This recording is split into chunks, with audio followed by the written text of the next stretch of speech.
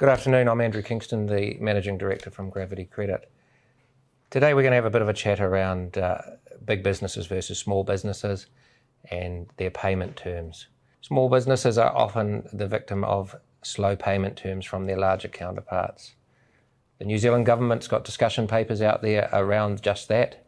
Australia and the UK have taken very hard lines in terms of the approach around payment terms where big businesses must pay small businesses by certain times. The discussion papers reveal a lot. Damien, to you, what are they meaning? Yeah, well, I mean, this cropped up earlier this week with Stuart Nash and a story in the NBR revisiting this issue. So this is a discussion paper from February last year, and it got buried in the whole COVID thing, stuff. Right. So having a look at this discussion document, so I've gone back and I've had a look at it. And so what MB is saying is, they're saying a couple of things. The first one, they're highlighting the payment on the 20th of the month following. Which is typical in commerce for years, hasn't it? Well, it has been, and certainly, Andrew, people of our age and vintage, some of our younger viewers, they may not remember cheques and seen cheques would be phased out entirely, I understand. But what MB is saying is that the payment terms being the 20th of the month following, they are a function of when invoices were sent out via post. Right.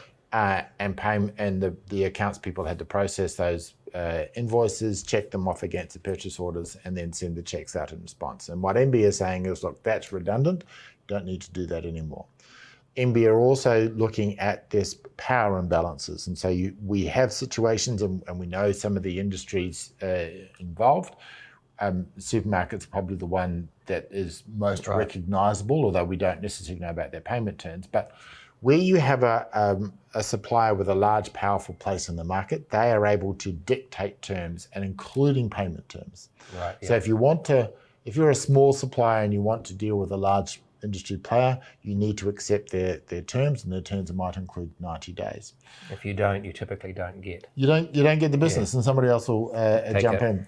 And so what MB is saying is, well, hold on, we need to. They're looking at legislating to correct this, and they're saying, well, okay, maybe what we need to do is put in a 20-day payment maximum. So the contractual payment terms must be within 20 days. Right.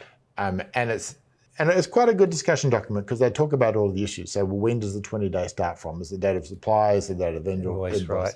So this is still at the stage of a discussion document.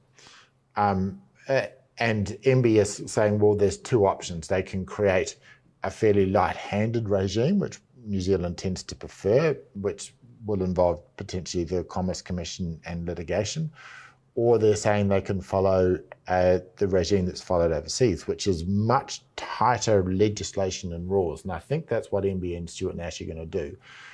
They're going to say, if you are a large firm, however that is defined, if you are a large firm, you cannot impose unreasonable payment terms on your suppliers, and an unreasonable payment term is going to be anything over 20 working days. Right. That's a significant change. But I guess if it's working overseas and it's working well, then it's something we need to do here. We've obviously lagged behind the time on this front for some time. Well, I mean, it's interesting. MB, to their credit, have a look at some of the regimes overseas and point out in some cases it's not necessarily working as well as they would have liked. They've seen some situations where you had large firms who were paying within 10 or 15 working days. Right.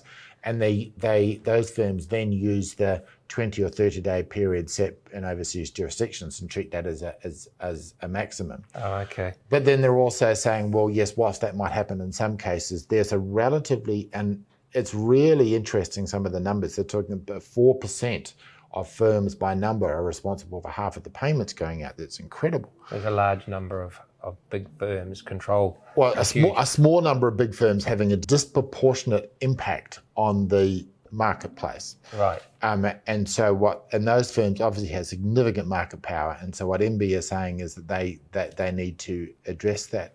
So Andrew, Gravity, you're in the business of managing people's collections. Yep. So, and I guess from my perspective as an insolvency practitioner, I'm seeing a couple of things happening out in the marketplace.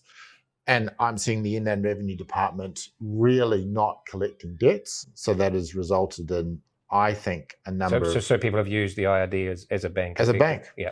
And the other thing, and we were just talking about this this morning, about one of your potential clients coming on board that's taken a very liberal attitude towards their debtors in the past.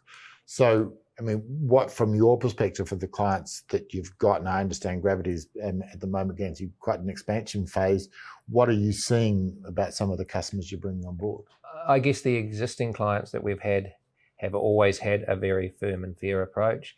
COVID affected them, but it didn't change the process that they embarked on. It was regular dialogue, regular engagement, and as soon as they slipped off the radar, they were on to them either with a letter of enforcement or the debt came to us. The newer clients, however, that are just coming on board have, as Damien said, often not been in a position to refer their debts to an agency, and the approach has been, well, we're all suffering in this and we need to have a little bit of a hands-off approach. But it's worked for a while, but their cash flow is being seriously eroded and impacted by it. So they're taking a different approach. The value of the debt has got a little bit disproportionate to their debtors ledger, so they're having to get back on top of it very quickly. Because it's interesting, one of the things I see there's a bit of a, I wouldn't call it a rush, but there's definitely a shift in some firms. You know, they might have been going for 4, 5, 6 years and they've never really had a problem with collections. Now all of a sudden they are experiencing a problem with collections, and then they're starting to seek out Gravity and other collection agencies. Right. I think last year they've had a number of government subsidies, so they've been able to carry the cash flow that way. They've also been quite liberal with their policing terms, and now 2021's rolled around. The approach is different. They need the cash in the door, so they're obviously adopting different methodology. And it's been interesting to see even relatively large clients finding themselves in a situation they've taken a fairly liberal approach to their debtors. Yes. Now suddenly finding that their own cash flow is coming into some constraints. And so they're approaching firms like Gravity and saying, hey, look, our accounts receivable, where we used to have 5% of our clients at 180 days, they're now seeing 10 or 15% of the clients at 180 days. And that's starting to impact on their own cash flow constraints. That's definitely right. And those that are in that category have often got their own cash flow constraints, and it seems to be a flow-on effect. So what I'm suggesting to you watching this video is you must be on top of your collections, you must be on top of your dialogue with your debtors. Make sure that you get in front of them as soon as you've got any concerns. It's seriously not going to get any easier. But it's not getting better. It is definitely, I can tell you now, it is not getting better out there commercially. Yeah. Look, if you've got questions around credit management or just something you want to talk through around a debtor in particular, then feel free to give us a shout. Andrew at gravitycredit.co.nz. We'd love to hear from you. Thank you, Damien. Thank you.